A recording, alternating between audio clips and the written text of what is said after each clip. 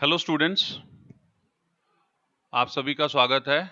आज हम लोग टॉपिक स्टार्ट करने वाले हैं मैट्रिक्स, या आप इसको मैट्राइसेस भी बोल सकते हैं। तो स्टार्ट करते हैं। मैट्रिक्स के बारे में समझाने के पहले मैं आपको एक छोटा सा स्टोरी बताता हूं, और वो स्टोरी ऐसा है। दो शॉप ओनर हैं, एक है संजीव और दूसरा शॉप ओनर है शानवी। संजीव, इसका एक बुक शॉप है, और दूसरा शॉप ओनर है शानवी, इनका भी एक बुक शॉप है।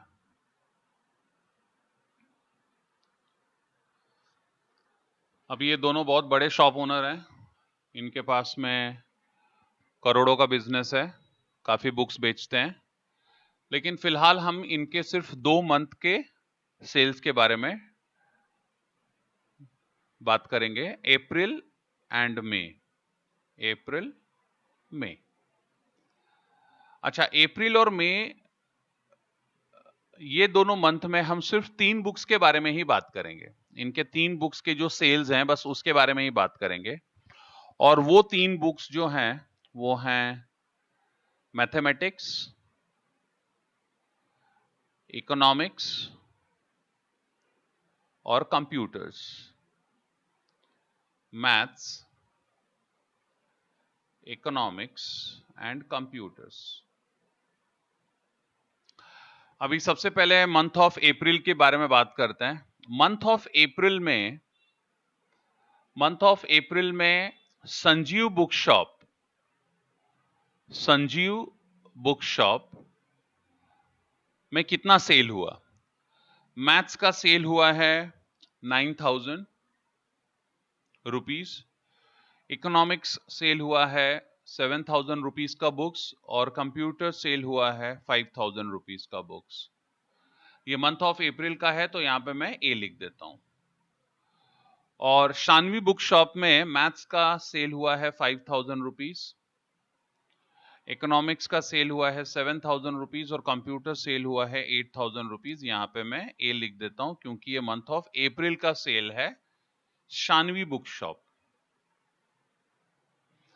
अभी हम लोग मंथ ऑफ मई देखेंगे। मंथ ऑफ मई में संजीव बुक शॉप में कितने का सेल हुआ है, ये देख लेते हैं। संजीव में सेल हुआ है मंथ ऑफ मई 7,000 रुपीज। यहां पे मैंने रेड कलर यूज किया है, यहां पे मैं नीचे में एम लिख देता हूं, मंथ ऑफ मई। इकोनॉमिक्स का सेल हुआ है 9,000 रुपीज, और कंप्यूटर्स का सेल हुआ है, ऐसा समझते हैं, 8,000 रुपीज।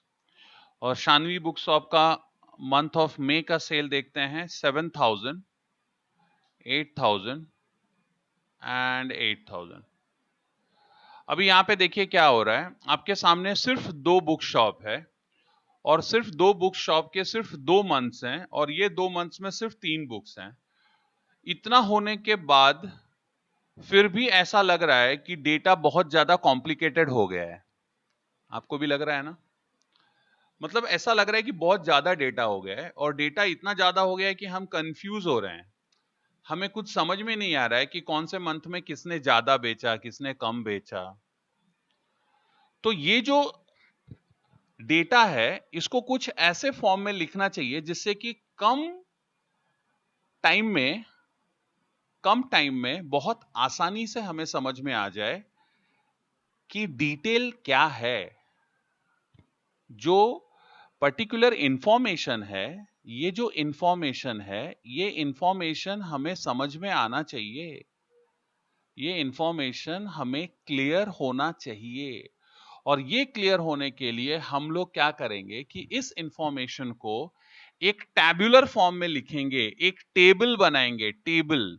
तो जब हम टेबल बनाते हैं तो टेबल में क्या होता है बच्चों? टेबल में होता है टेबल मतलब वो फर्नीचर वाला टेबल नहीं है, प्लीज। टेबल मतलब जो हम लोग कंस्ट्रक्ट करते हैं, उसमें रोज होते हैं, रोज, और क्या होते हैं, कॉलम्स। रोज होते हैं और कॉलम्स होते हैं। तो अब देखो मैं क्या करता हूं, ये इंफॉर्मेशन मैं कुछ इस तरह से लिखता हूं, और जब मैं ऐसे लिखूंगा तो आपको क्लियर हो जाएगा कि ये इंफॉर्मेशन कैसे लिखना है। ओके, तो अब मैं यहां से ये इंफॉर्मेशन अब मैं लिखता हूं। देखो मैं क्या करूंगा, सबसे पहले मैं क्या करता हूं कि मैं दो टेबल बनाऊंगा। यहां पे मैं लिखता हूं, सबसे पहले मैं दो ब्रैकेट बनाता हूं, और इस ब्रैकेट को मैं, इस ब्रैकेट में मैं 3 कॉलम बनाऊंगा,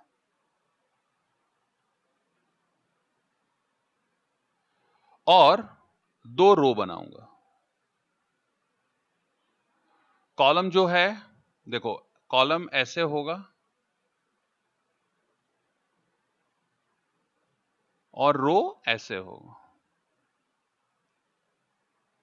और मैं यहां पे एंट्री करूंगा। ठीक है, तो जब मैं करूंगा तो कैसे होगा अभी आपको बताता हूं मैं। वो एंट्रीज कैसे होंगी मैं आपको अभी बताता हूं। ये जो फर्स्ट एंट्रीज हैं यहां पे जो मैं बॉक्स में लिखने वाला हूं, इसको हम लोग बोलेंगे संजीव एंट्रीज। इसको हम लोग बोलेंगे संजीव का एंट्रीज, संजीव। ओके, अभी यहां पे देखिए, फर्स्ट रो में यहां पे लिख देता हूं अप्रैल, और यहां पे मैं लिखता हूं मई। यहां पे मैं लिखता हूं मैथ्स। सेकेंड कॉलम मैं लिखता हूं economics. First column maths, second economics, और थर्ड कॉलम मैं लिखता हूं कंप्यूटर्स। अब देखो, अभी यहां पे एंट्रीज हम करेंगे। संजीव बुक शॉप में मंथ ऑफ अप्रैल में मैथ्स के कितना सेल हुआ है, 9000। यहां पे लिखो 9000, यहां पे 7000, यहां पे 5000। संजीव बुक शॉप में मंथ ऑफ मई, इसमें मैथ्स का कितना सेल हुआ है, 7000, यहां पे 9000, यहां पे 8000, और ये देखो। अब ये जो बॉक्स है, इस बॉक्स में आपने क्या किया है बच्चों, 2 रो बनाया है, इसको बोलते हैं R1। ये रो 1 है, रो 1, R1। ये है रो 2, ये देखो ये पूरा, ये क्या है, ये है रो 1, दिस इज रो 1। और ये है R2, R2 मतलब रो 2।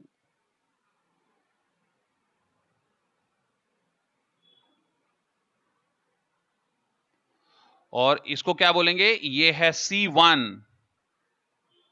ये पूरा, ये क्या है, C1 कॉलम 1। ये है C2, और ये है C3। तो फिर क्या हुआ, ये जो बॉक्स है जिसके अंदर आपने रोज R1 R2 में नंबर्स लिखे हैं, कॉलम्स C1 C2 और C3 में नंबर्स लिखे हैं, और ये बॉक्स जो नंबर्स आपको दिखा रहा है, जिसमें कि नंबर्स अरेंज किए हुए हैं, इस बॉक्स को ही बोलते हैं मैट्रिक्स। इसको क्या बोलते हैं, मैट्रिक्स। यही मैट्रिक्स है। तो याद रखना, मैट्रिक्स और कुछ नहीं होता है। मैट्रिक्स क्या होता है, मैट्रिक्स यही है। मैट्रिक्स क्या होता है, मैट्रिक्स होता है अरेंजमेंट। याद रखो, ध्यान से सुनो, मैट्रिक्स क्या है, अरेंजमेंट ऑफ नंबर्स। किसका अरेंजमेंट, नंबर्स का arrangement in rows, in rows and columns, in rows and columns. ऐसे करने से क्या हो गया, देखो जो यहां पे काफी कॉम्प्लिकेटेड डेटा था, उसको हमने बहुत आसानी से लिख दिया, और अब सब कुछ ठीक ठीक समझ में आ रहा है। अगर मैं आपको पूछूंगा संजीव ने मंथ ऑफ अप्रैल में इकोनॉमिक्स का कितना बुक बेचा है, तो आपको कुछ नहीं करना है, आपको इकोनॉमिक्स के नीचे और अप्रैल के सामने देखना है 7000। ऐसे ही हम शानवी बुक शॉप के लिए भी बना सकते हैं। तो ये जो मैट्रिक्स है, इस मैट्रिक्स को मैं बोल सकता हूं, इसको मैं एक नाम दे सकता हूं, इसको मैं एक नाम दे सकता हूं, और इसको मैं नाम दूंगा मैट्रिक्स ए। वैसे ही जो मैं शानवी के लिए बनाऊंगा, शानवी का मैट्रिक्स मैं नाम दे दूंगा मैट्रिक्स बी। सानवी के लिए भी एक ऐसा ही मैट्रिक्स बन जाएगा। ओके, इसके आगे अब मैट्रिक्स आप लोगों को समझ में आ गया। मैट्रिक्स में हम लोग क्या करते हैं, मैट्रिक्स में हम लोग बहुत सारे डेटा जो कि कॉम्प्लिकेटेड हैं उसको टेबुलर फॉर्म में लिख के और उसको आसानी से समझ सकते हैं, और उसको बहुत सारे यूजेस उसके हो सकते हैं, उससे हम लोग बहुत सारे डिसीजंस ले सकते हैं। मैट्रिक्स का जो मैंने अभी आपको यूज बताया वो एक बहुत ही साधारण सा छोटा सा यूज है। मैट्रिक्स का और भी बहुत सारा यूज है। मैट्रिक्स इंजीनियरिंग में यूज होता है, बिजनेस में यूज होता है, इकोनॉमिक्स में यूज होता है। मैट्रिक्स बहुत ज्यादा यूजफुल डिवाइस है। ओके, हम लोग नेक्स्ट लेक्चर में और पढ़ेंगे। अभी के लिए ही इतना ही। आप लोग वीडियो को रिप्ले करिए और वापस देखिए और ठीक से समझिए। Thank you.